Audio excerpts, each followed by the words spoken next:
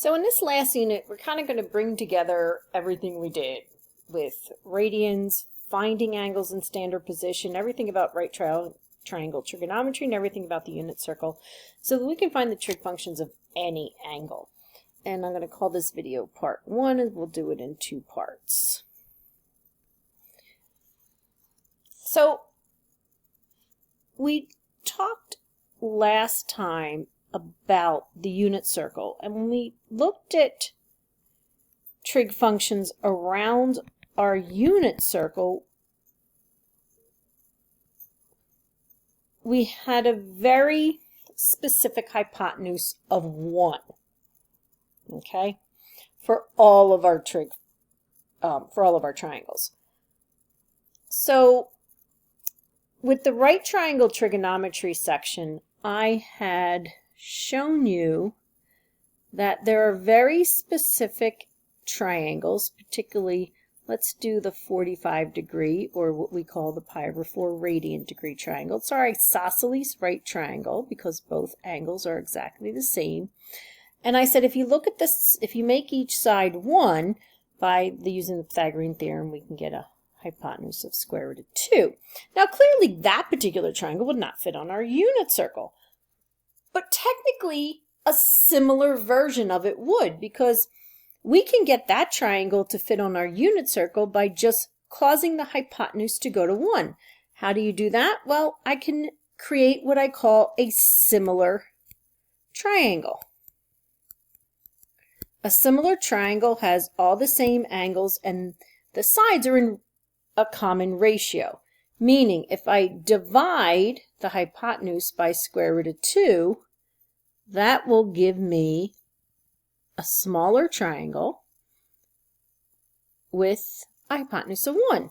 But to do that, I have to keep the triangle in proportion, so this would be over square root of 2, and that would be over square root of 2. And if I rationalize that particular triangle, I can get a triangle on my unit circle of radical 2 over 2, radical 2 over 2, and 1. Okay? Similar, we can do the same thing for that other common triangle I told you about. Okay, sorry for the phone call interruption. Let's draw that other triangle I showed you, which was what we call a 30, 60, 90. But again, as we try to get used to understanding radians versus degrees, the 30-degree angle, which is the smallest angle here, I'm going to call pi over 6, because pi over 6 is 30 degrees. And this is the larger angle because it is across from the larger side, so that's pi over 3. Again, that is a 30, 60, 90 triangle, one of the common ones we're going to use. And if you recall the ratios I gave you for this, the shortest side, which is across from the 30-degree angle, was a 1, 2, radical 3. Now, just like before, if we create a similar triangle and make it smaller, and basically what we're going to do is cut this triangle completely in half, because the hypotenuse of 2 is going to go to a 1. That's going to go to 1/2, and radical 3 over 2. This is what it looks like on the unit circle. But here's what I want you to realize. They are the same triangle with the same trig functions. The sine of pi over 6 is 1/2. Look at here. Opposite over hypotenuse, 1 over 2. Sine pi over 6, opposite 1/2 over 1, equals 1 over 2. Because they're similar triangles, the ratios, the trig functions, are always going to be the same. So why are we talking about this? It is a lot easier for you to memorize these two triangles, less fractions to deal with,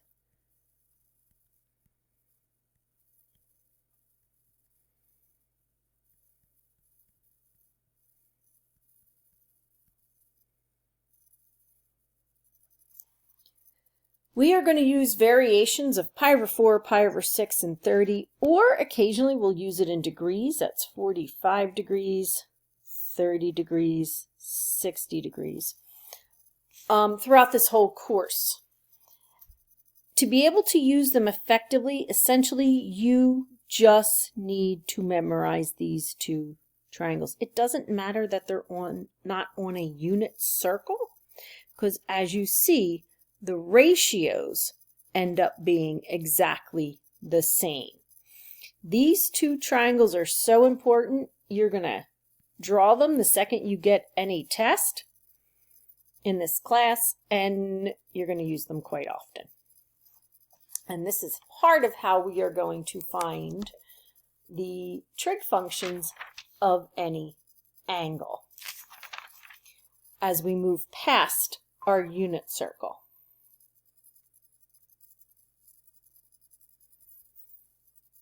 So what do I mean by moving past the unit circle? Well, if you recall, when we found the ratios of a unit circle, we said that O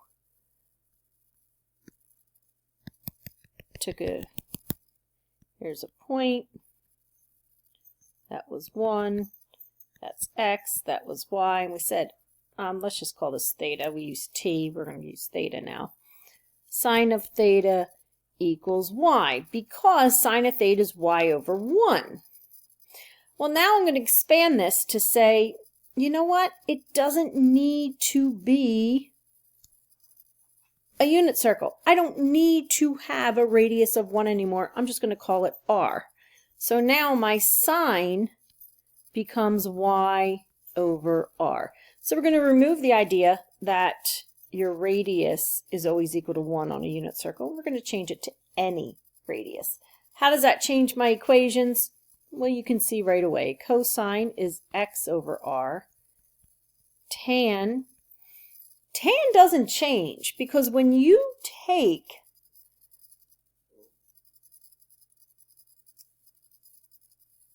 your Y over R divided by X over R, the R's cancel away, and that remains Y over X. It does not use the radius, so you don't need to worry about that. And of course, don't forget your reciprocal functions.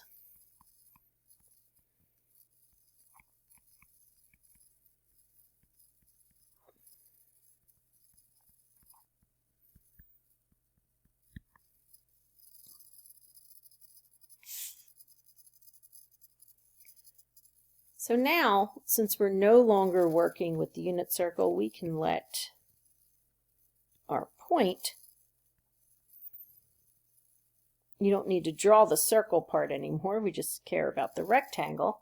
So let's take the point -3, -5. -3, -5, since they're both negative, is here in the third quadrant. Pay attention always to what quadrant you are working on. When you draw right triangles, right, here is an angle.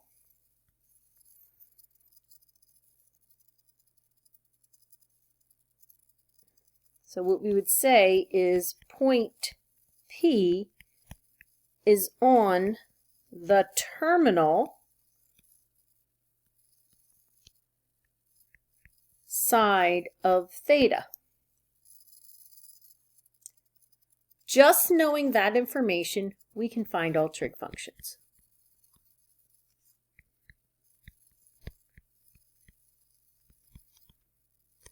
You can no longer assume we're working on a unit circle, though. So what do? Always, so that point, you know, this can be extended. The point is right at -3, -5. Draw a right triangle. The right triangle is going to be drawn from your point going straight to the x-axis. You never draw triangles to the y-axis, always to the x-axis. It's always going to be a right triangle, so you're going to drop a perpendicular line. And depending on the quadrant it is in, you're either going to drop that perpendicular line up to the x-axis, or if you're in quadrant 1 or 2, down to the x-axis. We can get the two sides of this triangle quite easily.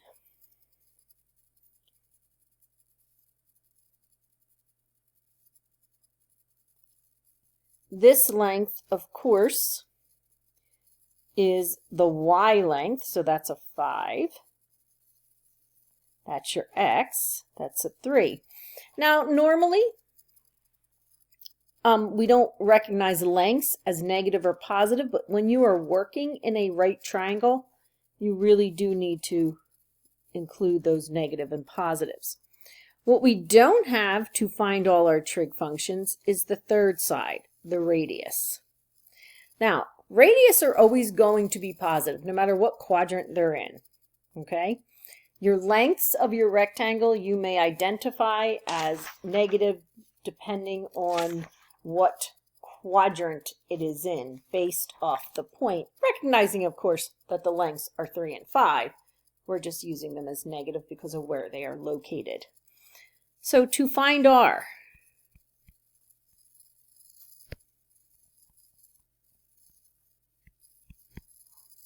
well, that's a right triangle. You can use your Pythagorean theorem. We're looking for a hypotenuse. Our radius is our hypotenuse. So it's -3 squared. And you can see right away why those negatives don't matter, because they quickly become positive.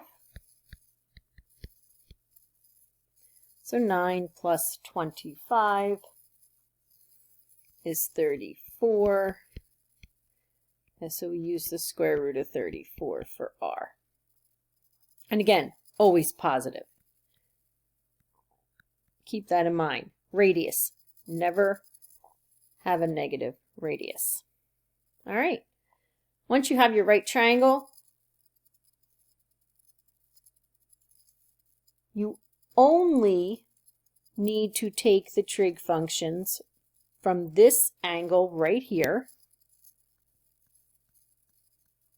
They're going to be exactly the same as theta.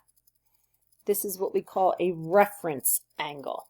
And we're going to talk about reference angles a little bit more in the next video, but you'll see for a minute why we can use that angle. So now I can just simply say, hey, sine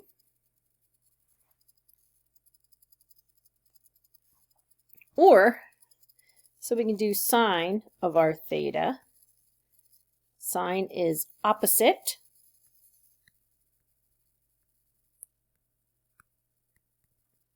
Notice that is also y over r. So you don't even have to draw the triangle, but I want you to start to see that you don't have to just memorize the formulas. You can draw this information out. But according to our formula, of course, sine, let me put that in there.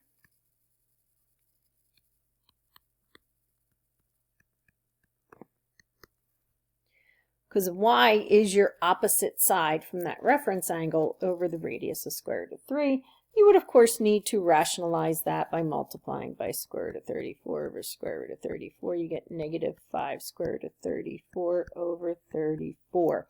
If we could simplify radical 34, we would, but there are no square roots that go into 34. All right, cosine. We can use our x over r, or simply look at that triangle and do adjacent over hypotenuse, which is, of course, going to be -3. Rationalize it. You'll get in the habit of rationalizing quickly because you'll do it so often by multiplying by square root of 34 over 34. Tan is, of course, y over x, or opposite over adjacent, which is -5 over -3, which is 5/3. Now stop for a minute. We learned in the last thing that quadrant 3 always has tan positive and sine and cosine negative. Look at that. Negative sine, negative cosine, positive tan.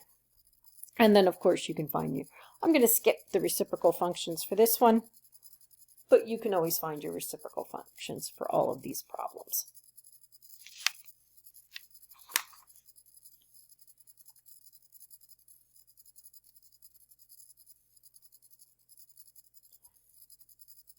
Another example